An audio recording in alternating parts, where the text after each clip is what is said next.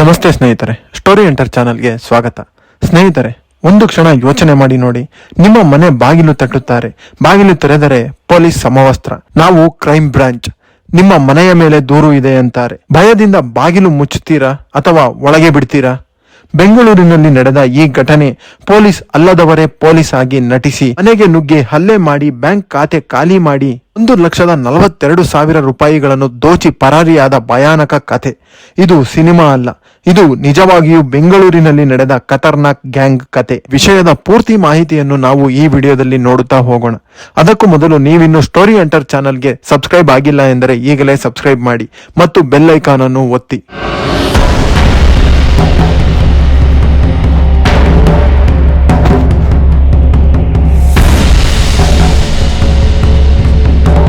ಸ್ನೇಹಿತರೆ, Bengaluru IT city, silicon city ಅಂತೆಲ್ಲ ಕರೆಯುವ ನಗರ.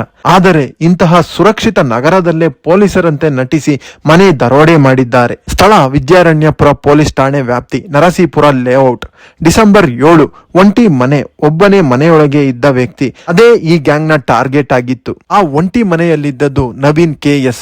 ವೃತ್ತಿ ಬಂದು ಲಿಫ್ಟ್ ಆಪರೇಟರ್. ಸಾಧಾರಣ ಜೀವನ, ಯಾವುದೇ ಅಪರಾಧ ಹಿನ್ನೆಲೆ ಇಲ್ಲ. ಆದರೆ ಡಿಸೆಂಬರ್ 7ರಂದು ಅವನು ಬದುಕಿನಲ್ಲಿ ಮರೆಯಲಾಗದ ಭಯಾನಕ ಅನುಭವವನ್ನು ಪಟ್ಟಿದ್ದಾನೆ. ನವೀನ್ ಮನೆಯಲ್ಲೊಬ್ಬನೇ ಇದ್ದ ಸಮಯ ಬಾಗಿಲು ತಟ್ಟಿದ ಶಬ್ದ ಕೇಳಿ ಬಂತು. ಬಾಗಿಲನ್ನು ತೆರೆದ ಕ್ಷಣ ಮುಂದೆ ನಿಂತಿದ್ದವರು ಪೂರ್ಣ ಪೊಲೀಸ್ ಸಬ್ ಇನ್ಸ್ಪೆಕ್ಟರ್ PSI ಸಮವಸ್ತ್ರದಲ್ಲಿದ್ದ ವ್ಯಕ್ತಿ. ಅವನ ಜೊತೆ ಇನ್ನೂ 3 ಸಾಧಾರಣ ಉಡುಪಿನಲ್ಲಿದ್ದರು. ನಾವು ಕ್ರೈಮ್ ಪೊಲೀಸರು. ನಿನ್ನ ಮೇಲೆ ಕಾನೂನು ಬಾಹಿರ ಚಟುವಟಿಕೆ ಅಪರಾಧ ಇದೆ, ಮನೆ ಶೋಧ ಮಾಡಬೇಕು ಎಂದು ಹೇಳುತ್ತಾರೆ. ಪೊಲೀಸ್ ಅನ್ನೋದನ್ನ ನಂಬಿ ನವೀನ್ ಒಳಗೆ ಬಿಡ್ತಾನೆ. ಮನೆಯೊಳಗೆ ಕಾಲಿಟ್ಟ ಕ್ಷಣದಿಂದಲೇ ಅವರ ನಿಜ ಮುಖ ಹೊರಬರುತ್ತದೆ. ನವೀನ್ ನನ್ನು ಎದರಿಸಿ ಬೆದರಿಸಿ ಲಾಠಿ, ಕಬ್ಬಿಣದ ರಾಡ್ ನಿಂದ ಹಲ್ಲೆ ನಡೆಸುತ್ತಾರೆ. ಸತ್ಯ ಹೇಳು ಎಂದು ಒತ್ತಡವನ್ನು ಹೇರುತ್ತಾರೆ. ನೀನು ಕಾನೂನು ಬಾಹಿರ ಕೆಲಸ ಮಾಡಿದ್ದೀಯಾ, ನಿನ್ನನ್ನು ಜೈಲಿಗೆ ಹಾಕ್ತೀವಿ ಎಂದು ಎದುರಿಸುತ್ತಾರೆ. ಪೊಲೀಸರ ಭಯದಿಂದಲೇ ನವೀನ್ ಸಂಪೂರ್ಣವಾಗಿ ಕುಸಿದು ಬಿದ್ದ. ಇದು ಕೇವಲ ದೈಹಿಕ ಹಲ್ಲೆ ಅಲ್ಲ. ಆರೋಪಿಗಳು ನವೀನ್ನ ಮೊಬೈಲ್ ಅನ್ನು ಕಿತ್ತುಕೊಂಡು ಬ್ಯಾಂಕ್ ಅಪ್ಲಿಕೇಶನ್ ಅನ್ನು ಓಪನ್ ಮಾಡಿಸಿದ್ದಾರೆ. 87,000 ರೂಪಾಯಿಗಳನ್ನು ಬ್ಯಾಂಕ್ ಖಾತೆಯಿಂದ ವರ್ಗಾವಣೆಯನ್ನು ಮಾಡಿಕೊಂಡಿದ್ದಾರೆ. ಭಯದಲ್ಲಿದ್ದ ನವೀನ್ ಏನೂ ಮಾಡಲಾಗದ ಸ್ಥಿತಿ. ಇಷ್ಟಕ್ಕೆ ತೃಪ್ತಿಯಾಗದ ಆರೋಪಿಗಳು ಕಬೋರ್ಡ್ ತಪಾಸಣೆಯನ್ನು ನಡೆಸಿ 53,000 ನಗದನ್ನು ಕಿತ್ತುಕೊಂಡಿದ್ದಾರೆ. ಅಷ್ಟು ಸಾಲದೆಂಬಂತೆ ಅವನ ಪರ್ಸ್ನಲ್ಲಿದ್ದ 2,000 ರೂಪಾಯಿಗಳನ್ನು ಬಿಟ್ಟಿರಲಿಲ್ಲ. ಈ ಆರೋಪಿಗಳು ಒಟ್ಟು ದೋಚಿದ ಹಣ 1,42,000 ರೂಪಾಯಿಗಳು. ನಂತರ ಈ ವಿಷಯವನ್ನು ಹೊರಗೆ ಹೇಳಿದ್ರೆ ನಿನ್ನ ಕತೆ ಮುಗಿಸ್ತೀವಿ ಅಂತ ಬೆದರಿಕೆ ಹಾಕಿ ಪರಾರಿಯಾಗ್ತಾರೆ.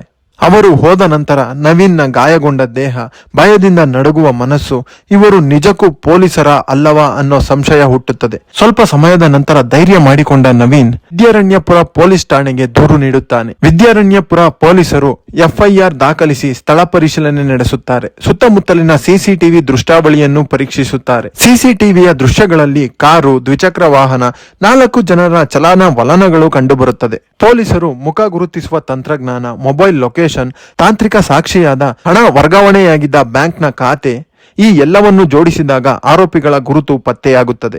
ಮುಖ್ಯ ಆರೋಪಿಯ ಹೆಸರು ಮಲ್ಲಿಕಾರ್ಜುನ ಅಲಿಯಾಸ್ PSI ಮಲ್ಲಣ್ಣ. ಅವನ ವಯಸ್ಸು 27. ಶಾಕಿಂಗ್ ಸಂಗತಿ ಏನು ಗೊತ್ತಾ?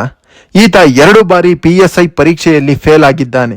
ಪೊಲೀಸ್ ಆಗಬೇಕು ಎಂಬ ಕನಸು, ಆದರೆ ಆ ಕನಸು ನನಸಾಗದಿದ್ದಾಗ ಅಪರಾಧದ ದಾರಿ ಹಿಡಿದಿದ್ದಾನೆ.